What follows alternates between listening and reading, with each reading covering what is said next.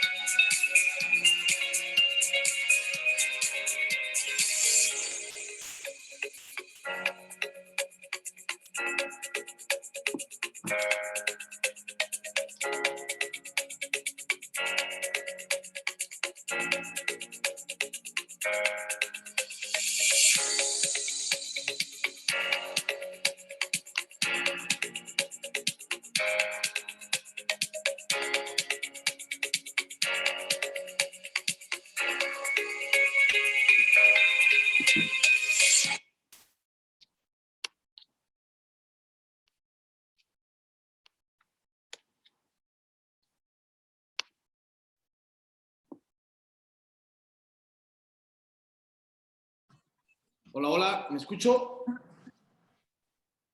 Hola, buenas tardes. Hola, buenas tardes. Sí, Doctora, buenas tardes. ¿Cómo está? Mucho gusto. igualmente. Buenas Gracias. tardes a todos. Diana Buenas Catherine tardes. Camargo, doctora Bernadette Casillas.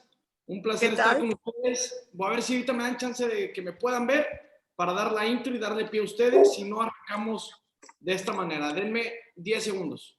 Ok. Sí.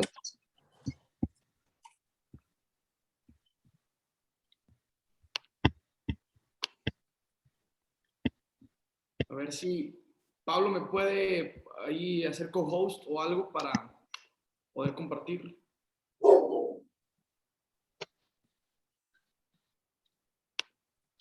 Listo. Ahora sí, señoras y señores, damas y caballeros, arrancamos con este gran programa. Les doy a todos la bienvenida. En punto a las 8, bueno, nos pasamos un minuto, pero vamos arrancando. Yo soy Antonio Vázquez, para los que no me conocen, soy el nuevo host, el nuevo conductor de este gran programa. Y no quiero arrancar sin antes agradecer a Yo Soy Médico 17 por facilitarnos su plataforma para llegar a más médicos. Les recuerdo que la plática del día de hoy se va a subir a YouTube en la sección de Medical Legal Center. Suscríbanse y encontrarán todos los lunes la voz del residente en anestesiología para que puedan verla, disfrutarla y compartirla con sus compañeros.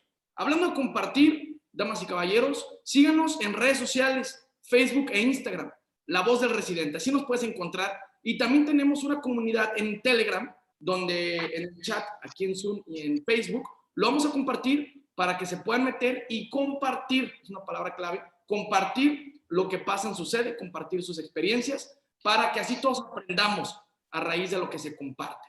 Ahora bien, me gustaría dar un mensaje a todos los jefes de residentes. Si usted es jefe de residentes y requiere una de las prácticas de Medical Legal Center para capacitar o para adiestramiento en temas médico-legales, no duden en contactarnos y solicitarla sin ningún costo al correo atención.mlc@gmail.com. Atención sin acento, .mlc@gmail.com. Y con mucho gusto, damas y caballeros, damos esta plática sin costo en este momento de pandemia. Antes de arrancar, les recuerdo la dinámica.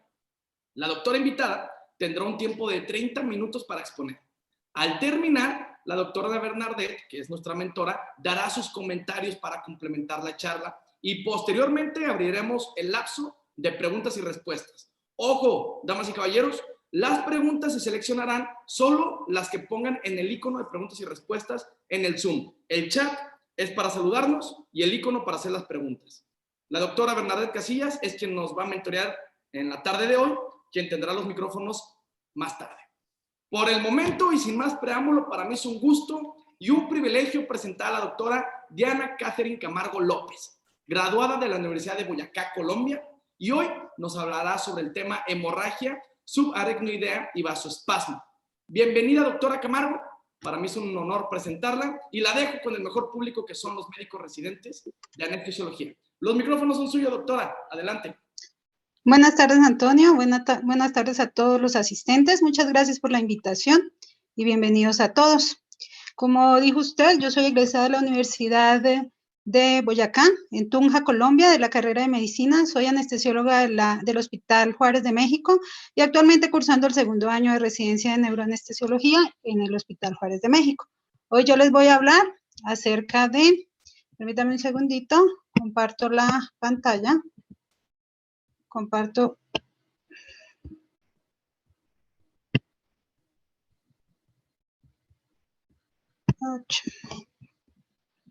Yo les voy a hablar acerca de hemorragia subaracnoidea y vasoespasmo. Fíjate que no me deja compartir.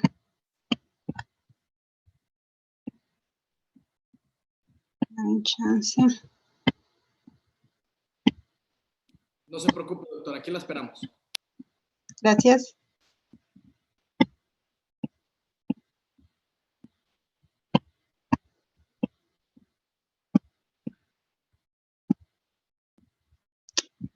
¿Qué pasa? A ver, vamos a ver si está como co-host. Denos un segundo. Ya. Listo. ¿Ya la ven? Claro. Adelante. Bueno. Entonces, vamos a hablar de hemorragia subaracnoidea y aneurismática, de origen aneurismático y vasoespasmo. Entonces, primero que todo, recordar que cualquier evento vascular cerebral para un paciente es una catástrofe, no solamente en su parte personal, sino también en el entorno social, familiar. Esto debido a todas las complicaciones, tanto en la parte de secuelas neurológicas, como también la alta mortalidad de este tipo de alteraciones. La hemorragia subaracnoidea corresponde al 5 al 10% de todos los accidentes cerebrovasculares y dentro de esta hemorragia subaracnoidea el 80% es de origen aneurismático. Teniendo en cuenta que la población que está, la mayoría de la población que sufre de esta patología es todavía gente que está laboralmente activa, son pacientes jóvenes, entonces tiene una gran un impacto social muy alto todavía, además del impacto familiar. Tiene una pequeña proporción mayor en mujeres, alrededor de 1.24 veces más frecuente en mujeres que en hombres, alrededor de los 50 años, como lo había dicho, y son pacientes que tienen algunos factores de riesgo como una hipertensión arterial sistólica, el alcoholismo, el tabaquismo y uso de drogas simpático-miméticas como por ejemplo la cocaína. Existen factores genéticos también asociados a este tipo de patologías, y es decir, cuando tenemos un familiar en primer grado, perdón, 2 familiares en primer grado, estos pacientes tienen mayor riesgo de sufrir algún tipo de aneurisma cerebral. Otros trastornos de origen genético o patologías como los riñones poliquísticos o enfermedades del colágeno. Se ha visto también que los afroamericanos y los hispanos tienen mayor riesgo de sufrir una hemorragia subaracnoidea de origen aneurismático. Es una patología que afecta a las personas totalmente en su vida productiva, por eso tiene un gran impacto. Son personas que todavía están cursando alrededor de los 45 a 55 años, dependiendo de la literatura, pero en promedio 50 años. La letalidad es de alrededor del 25 al 50%, es decir, el 50%, hasta el 50% de estos pacientes no van a poder regresar a su vida laboral ni a su vida previa normal. Esto derivado de las secuelas que llegan a tener estos pacientes. Las principales son secuelas motoras o secuelas cognitivas, son las que más están asociadas en este tipo de patología. Además que la mortalidad es del 12 al 15%. Sin embargo, ¿qué nos puede aumentar la mortalidad en este tipo de pacientes? Y es como una consulta tardía o un diagnóstico tardío, incluso un diagnóstico equivocado, un retardo en la atención médica, un resangrado, que es una de las complicaciones tempranas más frecuentes o la que mayor mortalidad se asocia, o también un estado neurológico pobre en el momento de la consulta del paciente. Pero, ¿cuál es la presentación clínica de este tipo de patología? Siempre lo hemos escuchado, el peor dolor de cabeza. Este es el síntoma cardinal de esta patología. Puede ir asociado en náuseas, vómito, fotofobia e incluso dolor en el cuello. Sin embargo, lo más característico de este tipo de pacientes es la cefalea. Es una cefalea repentina, intensa, destellante, los describen algunos, y es cuando nos consulta o al servicio de urgencias un paciente con estas características de una cefalea, no se debe ir para la casa sin un diagnóstico, o por lo menos sin descartar que tiene una hemorragia subaracnoidea, del origen que sea. La más frecuente es la aneurismática. Un porcentaje pequeño de pacientes, alrededor entre el 10 al 20%, podrían llegar a cursar con una cefalea centinela, y esta puede no ser reconocida, incluso ni siquiera el paciente puede consultar. Son cefaleas obviamente mucho menos sintomáticas que las iniciales, pero si se llegase a detectar, mejoraría mucho el pronóstico de estos pacientes. Pero si nos llega un paciente con este tipo con esta característica de cefalea, con un GLaDOS de 15, ¿qué nos podemos apoyar? Estos pacientes, por el sangrado en el espacio subaracnoideo, presentan signos meningios. Entonces, evaluar siempre la rigidez de nuca. Pueden presentar una leve rigidez de nuca, y eso nos puede orientar puede orientar al paciente al médico que esté haciendo la atención inicial para confirmar o descartar algún tipo de esta patología. Hay otros síntomas que son poco frecuentes, pero se pueden llegar a presentar, como las convulsiones o una encefalopatía aguda. Sin embargo, como les digo, el síntoma cardinal es el dolor de cabeza, descrito como el peor dolor de cabeza de su vida. Pero lo sospechamos, rigidez de nuca, así tenga el paciente GLaDOS de 15, ¿qué debemos hacer? Confirmarlo con un estudio de imagen.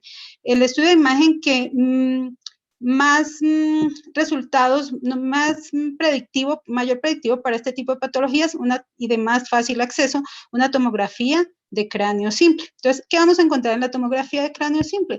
Vamos a encontrar, perdón, discúlpenme aquí, el puntero, bueno, no lo encontré, pero aquí vamos a encontrar hemorragia en cisuras, como lo vemos en esta tomografía, y hemorragia en cisternas. Entonces, en este caso, bueno, esta es una tomografía que está súper evidente, por eso la traigo, para que está súper evidente que tiene un sangrado subaracnoideo. Entonces, en este tipo de pacientes, ¿qué debemos el paso a seguir? Una tomografía contrastada de cráneo. Entonces, por ejemplo, en esta tomografía vamos a ver que se evidencia una aneurisma del segmento M1 de la arteria cerebral media. Entonces, este paciente tiene una hemorragia subaracnoidea de origen aneurismático. El paso a seguir es hacer un estudio vascular.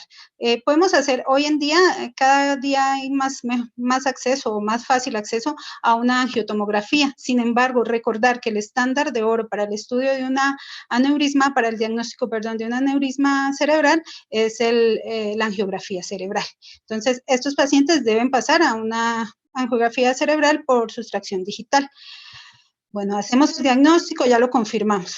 Los pasos a seguir en estos pacientes, o qué nos van a mejorar o disminuir la letalidad y la mortalidad de estos pacientes. Seguir unos pasos donde vamos a, primero que todo, estabilizar el paciente. Este paciente, la atención que se debe hacer es a estabilizar todas aquellas lesiones que pueden ser potencialmente mortales para el paciente. Es decir, si el paciente necesita que aseguremos la vía aérea, un Glasgow menor a 8, se debe asegurar vía aérea, la función cardiovascular, si el paciente está con una crisis hipertensiva, si está convulsionando, hacer atención inicial de todo aquello que me puede a corto plazo llevar a la mortalidad del paciente.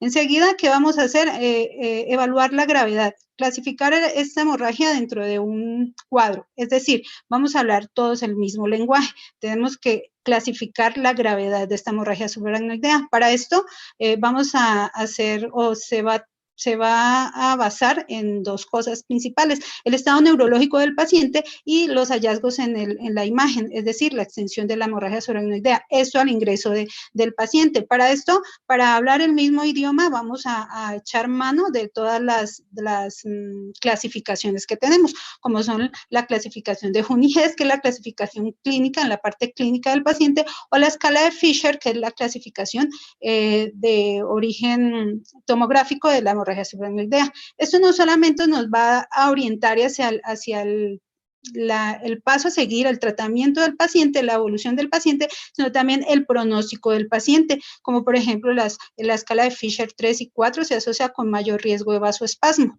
También existen otras escalas, estas son las más conocidas, que son la escala de la Federación Mundial de Cirujanos Neurológicos, donde no solamente va a evaluar la escala de coma de Glasgow, sino si está asociado a algún déficit motor. El objetivo, obviamente, sin antes no recordar que lo principal es estabilizar el paciente. No podemos llevarlo a hacer una imagen sin haber abordado una vía aérea en caso de que lo necesite, o haber controlado las variables hemodinámicas si así lo necesita el paciente. Se debe seguir el ABC de la atención de la reanimación normal.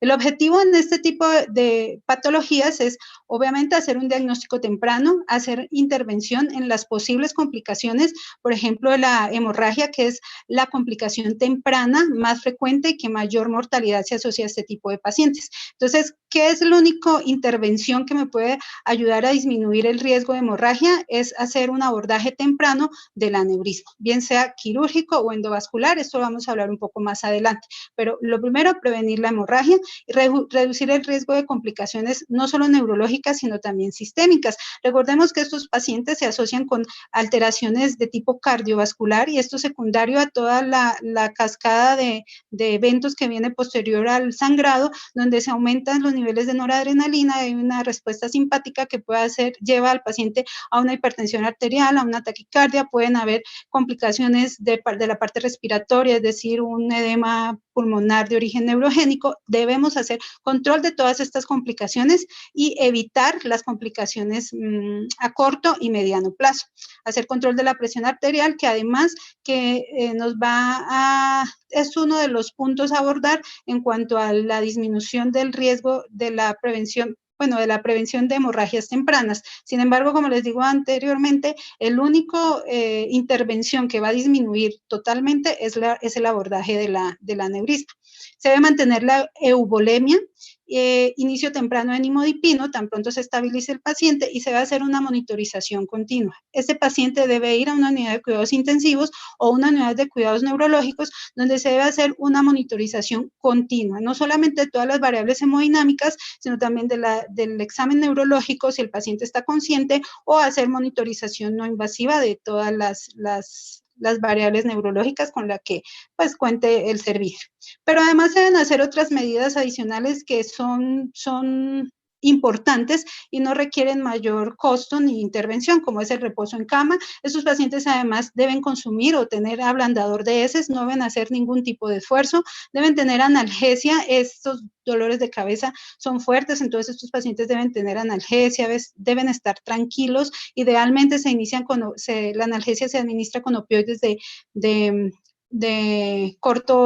vida media corta, y se va a hacer profilaxis de tromboembolismo venoso. Inicialmente, antes de asegurar la aneurisma, se hace con medidas mecánicas, y si el paciente está con anticoagulación o un antiagregante plaquetario, se debe suspender inmediatamente. Se debe evaluar las condiciones por laboratorio de los tiempos de coagulación, mirar niveles de plaquetas y, si es necesario, revertir la anticoagulación o controlar los niveles de plaquetas. Pero además, ¿qué nos va a asociar? Son mal pronóstico en estos pacientes. ¿Qué nos va a llevar también a un mal pronóstico? Es la hipoxemia. Entonces, por eso estos pacientes no debemos permitir que tengan una presión arterial de oxígeno menor a 80, la hipoglucemia y la hiperglucemia, debemos manejar glicemias entre 80 y 180, la fiebre, recordemos que nos aumenta el consumo metabólico de oxígeno cerebral, entonces no debemos permitir que estos pacientes estén febriles, además que aumentan nos va a asociar frecuencia, los va a poner hiperdinámicos, y si no tenemos asegurada la aneurisma, pues va a haber mayor riesgo de resangrado,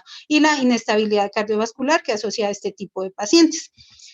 En cuanto a la presión arterial, recordemos que yo les dije anteriormente que era una de las intervenciones para disminuir el riesgo de sangrado. Estos pacientes usualmente, de resangrado, perdón. Estos pacientes usualmente al llegar a la consulta van a ingresar hipertensos. No debemos, sí lo debemos tener, disminuir su tensión arterial, pero idealmente con una presión arterial sistólica menor de 160 o una presión arterial media menor de 110. Se puede, cualquiera de las dos metas está bien. Sin embargo, no lo podemos tener hipotenso, no debemos disminuir, recordar que debemos mantener una adecuada presión de perfusión cerebral, porque no podemos tener áreas de isquemia en ese cerebro. Recordemos que una de las complicaciones a mediano plazo o a corto plazo es el vasoespasmo, entonces tampoco podemos tener un paciente hipotenso ni hipovolémico.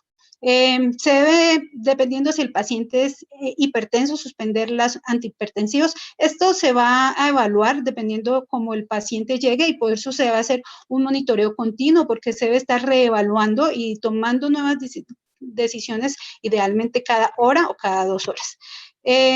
Si el paciente está hipotenso, debemos usar, si está hipotenso, debemos mantener presiones elevadas, como les digo, con adecuada presión de perfusión cerebral, pero debemos evitar nitroglicerina y nitroprusiato, ya que esto aumenta el flujo sanguíneo cerebral y aumentaría el riesgo de sangrado. Controlar la tensión arterial idealmente con la betalol, nicardipina o esmolol. Son los medicamentos que idealmente debemos usar. Evitar hipotensión, como les dije anteriormente. Mantener una presión de perfusión cerebral.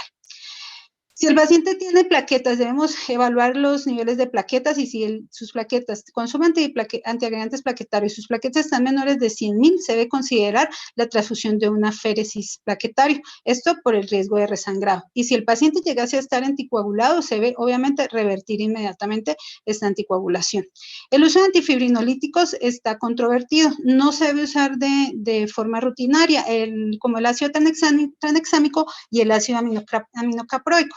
Estos se pueden usar cuando no se puede hacer por algún motivo, no se puede hacer una intervención para el control del aneurisma antes de las 24 horas. Se pueden usar porque se han disminuido el porcentaje de resangrado. Sin embargo, no mejoran el resultado neurológico, por eso pues está controvertido. Si no se puede hacer un abordaje del aneurisma en las primeras 24 horas, se puede usar. Sin embargo, ellos no se pueden usar más de 72 horas porque aumentan los efectos secundarios derivados de estos antifibrinolíticos, como es la trombosis venosa profunda, un tromboembolismo pulmonar e incluso eventos coronarios.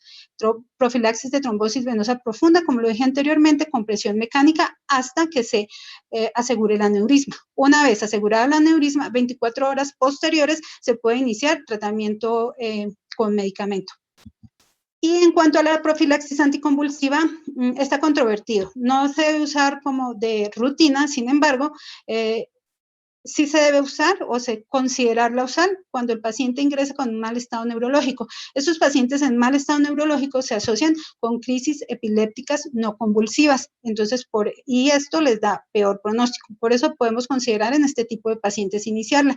Cuando el aneurismo no está asegurado por dos razones. Uno, si hay resangrado, se puede asociar a convulsión, y dos, si llegase a tener algún sangrado previo cerca de la corteza cerebral o que puede llegar a una convulsión, si la aneurisma no está asegurada, puede aumentar el riesgo de resangrado, aumentar el resangrado y va a ser peor pronóstico para estos pacientes. Y cuando hay una hemorragia intraparenquimatosa asociada, pues en ausencia de convulsiones, cuando el paciente no tiene una convulsión, se debe suspender una vez se ha asegurado el aneurisma. Hoy en día, o en la mayoría de textos o de literatura, encontramos que el levetiracetam tiene más beneficio que la fenitoína. Incluso en algunos artículos asocian la fenitoína en estos pacientes con mayor deterioro cognitivo posterior. Entonces, preferible, si se cuenta con las condiciones, los recursos en la institución, usar el levetiracetam, y si no, pues fenitoína.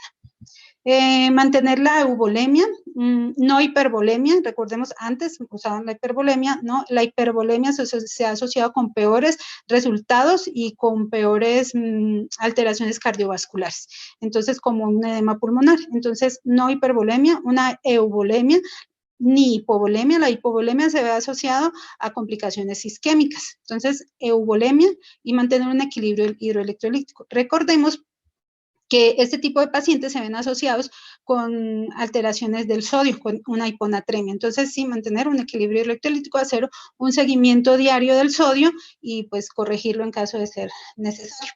Entonces, ese paciente debe ir a una unidad de cuidados intensivos, a monitorización cardiovascular, neurológica, hemodinámica. Debe estar, así tenga un Glasgow de 15, sí debe estar monitorizado porque su riesgo de complicación es mucho mayor, y si se diagnostica y se encuentra tempranamente y se inicia manejo oportuno, pues va a mejorar su pronóstico. Entonces, el paciente debe estar con una monitorización hemodinámica, cardíaca, neurológica. Hemodinámica debe estar con tensión arterial idealmente invasiva. Entonces, dentro de los estudios cardíacos, desde el ingreso se va a hacer electrocardiograma y una curva de troponinas. Estos pacientes tienen cambios en el electrocardiograma asociados a la hemorragia subaracnoidea. Más adelante los vamos a ver. Idealmente una curva de troponinas, porque sus cambios pueden sugerir eventos coronarios. Y recordemos que son pacientes fumadores, son pacientes con consumo de alcohol e hipertensos, que podemos pensar que podría estar cursando un evento coronario. En cuanto si se llegase a sospechar una disfunción miocárdica, porque estos pacientes también se asocian con falla ventrículo izquierdo, se debe hacer un ecocardiograma. Monitoreo de la tensión arterial invasiva se debe hacer en todos estos pacientes. Estos pacientes pueden hacer una miocardiopatía por estrés grave, y hasta el 30% de estos pacientes elevan troponinas. Dentro de los cambios en el electrocardiograma, el más frecuente es inversión de la onda T, pero también puede haber elevación o inversión del segmento ST, onda SU, intervalos QT prolongados, que incluso si se llegasen a presentar, aumenta la mortalidad de estos pacientes y pueden llegar a presentar arritmias como son la bradicardia, fibrilación auricular, taquicardia ventricular o fibrilación ventricular. Como les dije anteriormente, elevan hasta el 30% troponinas, y esto es probablemente secundario a que el contacto de la sangre en el espacio subaracnoideo va a elevar la noradrenalina hasta 3 veces sus niveles, y esto lo puede elevar hasta por 10 días. Si este paciente hay un paciente de este tipo que debe ingresar a quirófano por una hidrocefalia, una ventriculostomía o algo de manera urgente, no podemos retrasar el ingreso del paciente a quirófano para confirmar si esto es de origen cardíaco o es de origen neurogénico. Entonces, esto se debe tener también en cuenta y se debe hacer, preparar, porque estos pacientes se asocian con arritmias malignas de tipo fibrilación ventricular. En cuanto a la monitorización neurológica, pues estos pacientes deben estar en una vigilancia continua. Se debe hacer una vigilancia de la parte clínica, por lo menos cada hora, donde se evalúe. Si llegase a tener algún deterioro neurológico, se debe hacer un estudio de imagen para confirmar cuál es la causa de este deterioro neurológico. Aparte de la valoración clínica, pues, se puede hacer el Doppler. Este va a ser su principal objetivo del Doppler transcraneal, es el seguimiento y detección temprana del vasoespasmo. Tiene ciertas desventajas, y es que es operador dependiente y depende de la ventana para observar. Ahorita más adelante lo voy a explicar las ventanas. Sin embargo, si el paciente no tiene una adecuada ventana ósea, no es muy claro o muy eficiente para hacer el diagnóstico de un vasoespasmo. Y también en otras alteraciones como hidrocefalia o aumento de la presión intracraneal, sus resultados no son del todo claros. En cuanto a las imágenes, se puede hacer seguimiento, monitorización por imágenes. Sin embargo, se prefiere no, bien sea por dos razones, por la irradiación y por la exposición a los medios de contraste. Y el electroencefalograma se debe hacer continuamente. Esto, por lo que les había dicho anteriormente, estos pacientes pueden presentar convulsiones subclínicas, sobre todo los que tienen mayor deterioro neurológico. Y cuando presenta algún deterioro sin encontrar otro hallazgo diferente que justifique que no evolucionan o que por el contrario se deterioran, se debe pensar que estos pacientes están teniendo un estado epiléptico no convulsivo.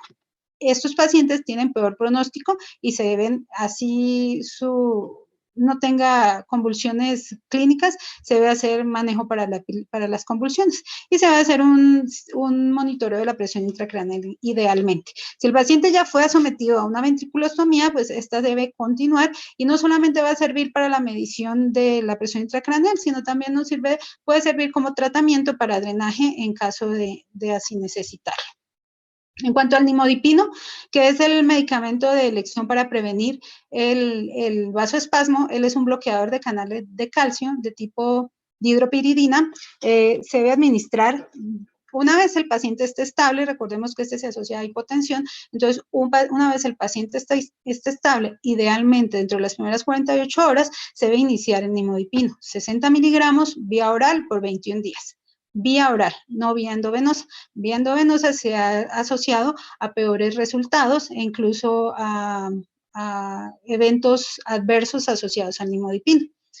Es la única intervención farmacológica que se ha visto que tiene disminución en la mortalidad del paciente. Entonces, se debe iniciar nimodipino. El número necesario de tratar del nimodipino es de 13, entonces sí es un medicamento que se debe iniciar. Si el paciente presenta hipotensiones que no están controladas, no lo suspendamos, no se debe suspender. Lo que se debe hacer es disminuir su dosis y se puede acortar los tiempos e ir vigilando. Se ha visto, hay estudios donde al suspender el nimodipino por hipotensiones tienen peor resultados neurológicos estos pacientes. Pero ¿cuáles mecanismos de beneficio? No está claro el por qué, porque es el único calcioantagonista que se ha visto que tiene efecto benéfico. ¿Por qué? Se cree que es porque genera una neuroprotección al hacer una dilatación de las pequeñas arterias que no son visibles por angiografía, porque pueden reducir la excitoxicidad, esto dependiente de los canales de calcio, y va a disminuir la agregación plaquetaria. Incluso puede llegar a hacer una inhibición de la isquemia, que es desencadenada por todo la cascada inflamatoria que pueden producir la irritación del contacto de los glóbulos rojos en el espacio suprarnerdeo. Esto ya se los comenté. Doctora, ¿sí? Perdón, te quedan 5 minutos solamente para que ajustes tu tiempo, por favor. Gracias. Ok, esto ya se los comenté. La American Heart Association recomienda el uso de nimodipino, previene el déficit neurológico, mejora los resultados, reduce la mortalidad y su único efecto secundario adverso es la hipotensión. Entonces, se debe usar nimodipino.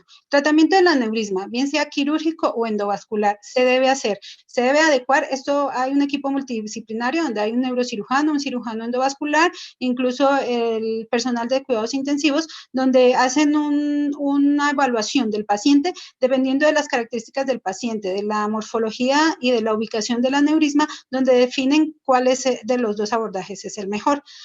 Sin embargo, se ha visto que hay hoy Hoy por hoy se prefiere hacer un abordaje endovascular. En el ensayo internacional de aneurisma subaracnoideo mostró que hay mejor supervivencia a 1 año y disminución de complicaciones con el abordaje endovascular. Sin embargo, en el abordaje quirúrgico tiene mejor oclusión y menor resangrado que en el abordaje endovascular. Sin embargo, hoy por hoy se prefiere hacer endovascular, obviamente dependiendo cada caso, ¿no? Independiente de la modalidad del tratamiento, lo ideal es hacer el control del aneurisma en las primeras 24 horas. Dentro de las complicaciones tempranas, como ya les hablé, el resangrado y el vasoespasmo. El resangrado, ya les comenté, las primeras 24 horas es donde más riesgo de resangrado hay y la única intervención que lo controla del todo es el tratamiento del aneurisma. Y el vasoespasmo, el uso de nimodipino y para evitar el riesgo de isquemia cerebral tardía, se debe, evitar el vasoespasmo y esto ya es el resangrado, primeras 24 horas, el 14%, las primeras 12 horas es donde más riesgo de resangrado hay. Si llegas a tener un resangrado, hay una mortalidad del 70%. El vasoespasmo es el estrechamiento de las arterias cerebrales angiográficamente visibles. Si a los 7 días le hacemos una angiografía a un paciente de estos, el 70% de los pacientes va a tener un vasoespasmo angiográficamente visible. Sin embargo, este 70%, solo el 20% son sintomáticos. Empieza el vasoespasmo al 3er día, pero el pico es al 7º, al 8º día y se empieza a resolver a los 14 días. Sin embargo, la isquemia cerebral tardía puede empezarse a presentar a partir de los 4 días. Si este paciente tiene un déficit neurológico, un deterioro focal, un deterioro en 2 puntos en la escala de coma de Glasgow que dure más de 1 hora, podemos pensar en una isquemia cerebral tardía. Está indicado el estudio imageneológico y si no encontramos otra causa que justifique ese deterioro neurológico, pues pensamos en una isquemia cerebral tardía. ¿A qué nos apoyamos? En el Doppler transcraneal. El Doppler transcraneal tiene 4 ventanas, como lo dije anteriormente, la ventana transorbital, la transtemporal, la transcervical, la transforaminal. En la transtemporal es donde vamos a evaluar la circulación cerebral anterior. Si esta ventana no tiene una adecuada ventana transtemporal, pues la evaluación va a ser mucho más difícil. En cuanto a Tenemos solamente 2 minutos, doctora. Sí, doctora. Nos quedan, gracias. Sí. ¿Qué nos va a predecir el vasoespasmo? El índice de Lindergard. Es lo único o lo más importante para vasoespasmo. Un índice de Lindergard mayor a 3, un vasoespasmo. Mayor a 6, vasoespasmo severo. Este paciente, si tiene un vasoespasmo, vamos a hacer manejo hemodinámico, hipertensar al paciente, ya está asegurada la aneurisma, podemos tener tensiones arteriales sistólicas mayores de entre 180 a 220 o presiones arteriales medias entre 120 a 140. Si este paciente no responde, una hipervolemia leve. Si no responde, pase a una angioplastía, bien sea una angioplastía con balón o con administración de vasodilatadores intraarteriales. Cualquiera de las dos, dependiendo cada caso, va a ser pues la indicación o la decisión del cirujano que lo haga. Eso fue con respecto al tema de revisión. Traía unas imágenes, pero pues creo que no nos alcanza el tiempo. Muchas gracias, doctora. Gracias. Ok, doctora. Muy bonita presentación. Doctora. Con mucho gusto. A ustedes, gracias. Muchas gracias, doctora Elena. Vamos con la doctora Bernadette, quien es nuestra mentora de la tarde de hoy. Adelante, doctora. Muchas gracias. Te documentaste muy bien, está muy bien presentado el tema y es muy raro que nosotros tuviésemos que tratar médicamente a un paciente con hemorragia subaracnoidea. La mayoría de las veces nos van a pedir consulta, o así debería de ser, pedirnos consulta como anestesiólogos para preparar al paciente que va a entrar a cirugía, ya sea cirugía abierta o cirugía trasendoscópica. Pero ¿qué pasa, doctora? ¿O qué pasaría? ¿O sería posible, tú crees que sea posible que un anestesiólogo produzca con su tratamiento una hemorragia subaracnoidea? Si es un paciente que ingresa pues de origen aneurismático, sí. Si el paciente viene para un clipaje de aneurisma o para un diagnóstico, sí se puede hacer una ruptura de aneurisma. Sin embargo, creo yo que es importante también que sepamos como la evolución de la enfermedad, teniendo en cuenta el día que nos puede llegar el paciente. Es decir, si el paciente nos llega, no sé, ya está clipado su aneurisma y llega por una cráneo descompresiva porque tuvo un infarto, pues ese paciente no tenemos ningún inconveniente en hipertersarlo un poquito más que si estuviera todavía con su aneurisma no controlada. Si no siendo así, si el paciente viene para un clipaje de aneurisma, ¿no? Donde debemos saber cuál es como qué esperar o cuáles son los posibles riesgos que debemos tener o controlar en esos pacientes. Entonces, si el paciente viene para clipaje de aneurisma, sí podemos hacer una ruptura en la inducción, hacer unos cambios bruscos de tensión arterial, donde aumentamos la presión transmural y podemos generar una ruptura de aneurisma. Y teniendo en cuenta, por ejemplo, si esto llegase a pasar en la inducción, una laringoscopía debemos tener buen control de la analgesia también y hacer un manejo muy suave de estos pacientes. Una inducción lenta, donde tengamos buena analgesia, una laringoscopía suave, si el paciente llega, pues no llega intubado, porque alguno de ellos puede llegar también intubado. Si a la ruptura del aneurisma llegase a presentar en la inducción, pues la mortalidad es muy alta, porque de ahí a que lleguen a controlar el sangrado, pues es una mortalidad muy alta. No siendo así, si está en el momento de la disección que llegase a tener una ruptura de aneurisma, sería mucho más fácil de controlar ese sangrado. Muy bien. Un paciente que venga para otra cirugía, que no tenga nada que ver con cirugía neurológica y que no haya tenido síntomas, ¿le puedo yo causar una hemorragia subaracnoidea, doctora? Se puede romper un aneurisma, sí, puede venir para otro tipo de procedimientos, desconocer que tiene el aneurisma y pues es poco probable, pero sí existe la posibilidad, ¿no? ¿En qué otra ocasión? Perdón. Al tener esos extremos de tensión arterial, o también cuando podemos hacer por ejemplo, hacemos un abordaje de neuroaxial, si llegase a tener una pérdida, no sé, una punción o una punción lumbar donde haya una pérdida rápida de presión, puede también generarse una ruptura por disminución de la presión transmural.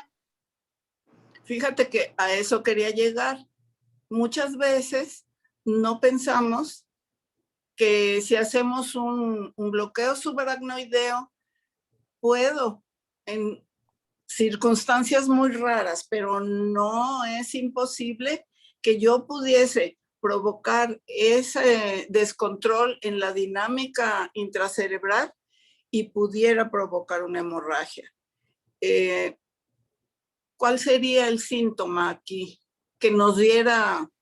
Bueno, estos pacientes, por ejemplo, si está despierto, el paciente con no sé, una punción lumbar puede ser para tomar muestra. Entonces tomamos muestra supremamente rápido, jalamos la jeringa. Entonces, esos pacientes van a tener, primero que todo, pueden llegar a tener un síncope, ¿no? Por su proceso, su cambio tan agudo, ¿sí? Y van a ser signos de hipertensión endocraniana, donde van a haber hipertensión, bradicardia, y dependiendo del tamaño de la aneurisma, pueden tener deterioro del estado de conciencia, deterioro del Glasgow, bueno, este tipo de cosas. Ok, pero le hicimos nuestro bloqueo subaracnoideo, hicieron su operación y lo vamos a ver en la tarde, y entonces, ¿qué síntomas tendría? ¿Cuáles son los más comunes? ¿Qué me llama la atención?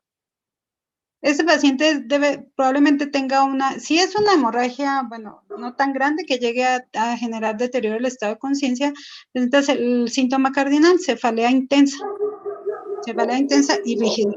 Así es, doctora. Otro síntoma o signo que me puede guiar a este paciente tuvo hemorragia intracerebral, ¿cuál sería? Pues si llegas a presentar signos de hipertensión endocraniana, como una hipertensión, bradicardia, deterioro del estado de conciencia.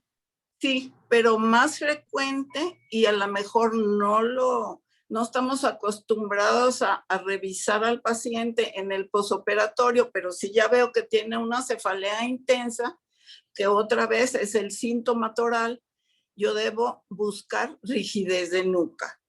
Sí, rigidez de nuca, sí le había dicho, doctora. Si esta hubiera No, no, no. sido tu examen oral, que ya no hay, pero si hubiera sido tu examen oral para obtener la certificación, sí pasas, doctora. Muchas felicidades. Gracias, doctora. Muchas Ahora gracias. vamos a escuchar las preguntas de los asistentes. Es correcto, pasamos a las preguntas. Y bueno, dice, ¿cuál es el proceso para que culmine en vasoespasmo? Pregunta espectador anónimo. El proceso, bueno, es que no sabemos si va a terminar o no en vasoespasmo, pero la profilaxis es el nimodipino. Si el paciente presenta algún deterioro neurológico o si el paciente está intubado o sedado y tiene, por ejemplo, con un Doppler transcranial signos sugestivos de vasoespasmo, estos pacientes debe iniciar manejo de un vasoespasmo con una hipertensión si la aneurisma ya está controlada, porque si la aneurisma no está controlada no los podemos hipertensar, pero hipertensión, una presión arterial sistólica por encima entre 180 a 220 o una presión arterial media de 120 a 140. Si este paciente no responde, no mejora, se debe hacer vigilancia neurológica continua.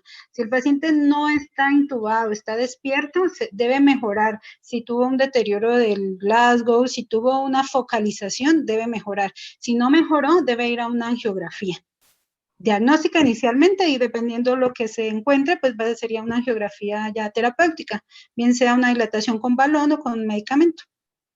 Correcto.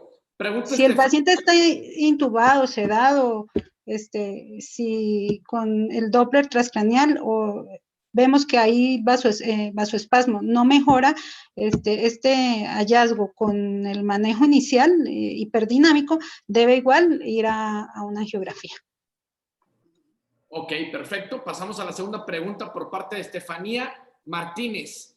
Si no tuviéramos exactamente esos medicamentos antidepresivos, ¿qué otra opción tenemos? Antihipertensivos, perdón.